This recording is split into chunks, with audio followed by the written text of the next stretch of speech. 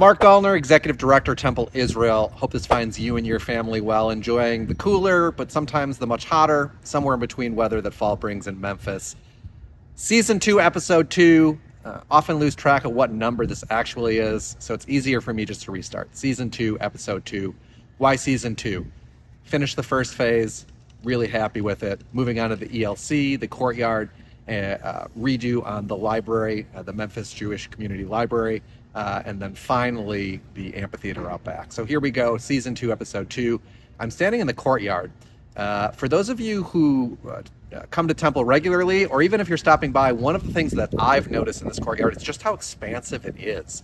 Now that we've gotten rid of the two planters in the back, which we'll talk about, and all the other stuff that's out here, this is a huge space. So behind me, what you can see is all of the demo for the courtyard has been done, which is why it's relatively quiet out here for 10 a.m. on a Tuesday morning. Now that the demo's done, they're getting ready to do all the underground for the two new classrooms that are going to be over to my right shoulder, as well as all the drainage that's going to be in this courtyard. One of our real goals for this space is to ensure that it's as functional as possible for as many days of the year as possible. One of the things that we had, which was an issue with the previous courtyard, was the drainage.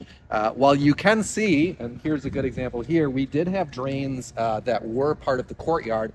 The slope of the courtyard itself actually prevented a lot of the water from getting to where it needed to be.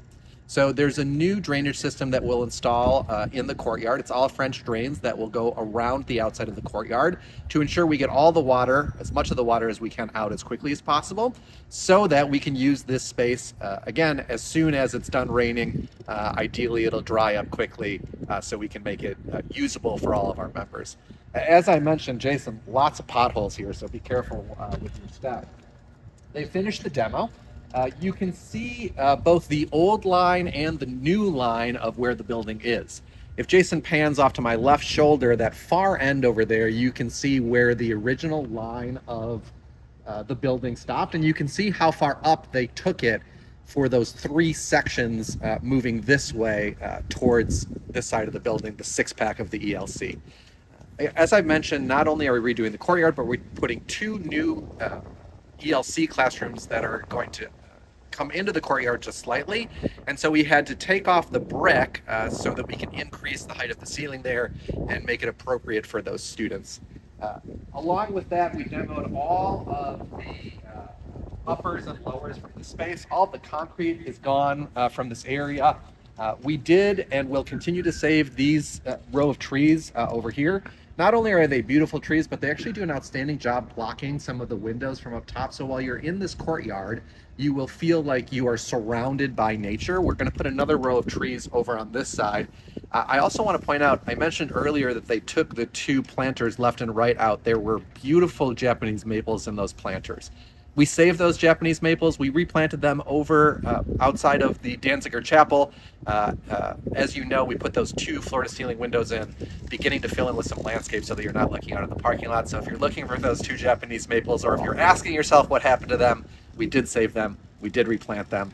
And so far, they're looking beautiful. And we're going to try to do that with as many trees throughout this project as we can. No more trees being removed from this section, but as we get into the back half of the ELC, there's some other trees that will move around. So again, all of the demo work in this space is complete. You can see some of the electrical that they pulled over in the corner. Another thing that we're accomplishing in this space is something that excites me and much of my staff, and that's dedicated storage. For those that have come to this space before, we had a couple of not so attractive Rubbermaids that were storing some of the equipment for our ELC and some of the lawn care equipment that needed to come out here. In the back corner over there, we're actually building dedicated storage for that equipment, as well as all of the underground controls. So that's why you can see all that electrical over there in that corner. The original building, obviously, thanks for pointing it out, stopped here.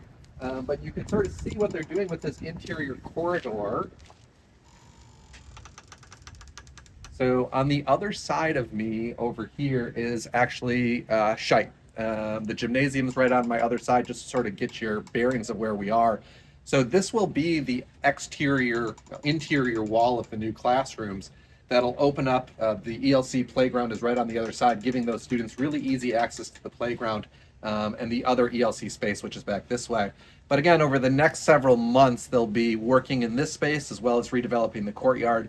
And sometime late April, early May, we'll be done with this part of the project and then moving on to the six-pack and the ELC. Again, we've sort of switched to every other week with these construction corners, as some of the work is really quick and some of this work is really slow. We might pick that up here, as this is some exciting work happening over the next several weeks, so stay tuned to that.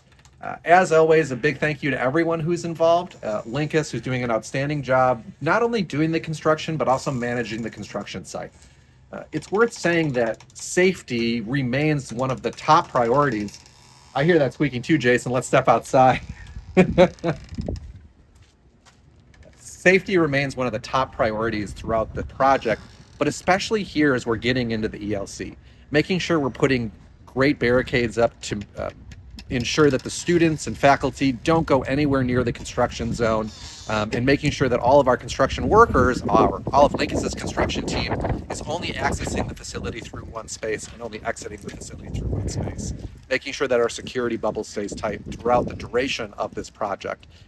So big shout out to Linkus for working with us on that, and big shout out to everyone at the ELC, including Blair, for being so adjustable, as obviously noise, etc., has impacted some of the things that they do. I will tell you, and I'll turn this way so you can see. I don't think you can see into any of them. You can't. So behind me is the six-pack of ELC classrooms. Sometimes when I'm in my office, I see their little heads poking out from the window and watching what's going on in this construction space. So we've had fun doing it. They've had a lot of fun watching it. So thank you to Linkus. As always, thanks to our Capital co-chairs, Helen Scheit and Lori Meskin, all under the leadership of our Temple board and executive board. I really appreciate them. And last and certainly not least, thanks to everyone who's contributed to Vision 2026. If you would like to learn more about how you can help us with this campaign, boy, I'd love to talk to you, or any of our co-chairs would love to talk to you. Please don't hesitate to reach out to us. So lots of activity over the last 2 weeks, lots more to come over the next several weeks and months. I always appreciate you watching these videos. I always appreciate hearing that you watch these videos, whether you like them or not. I love knowing that you're at least informed as to what's going on. Wishing you and your family well, and looking forward to seeing all of you again soon at a Temple event.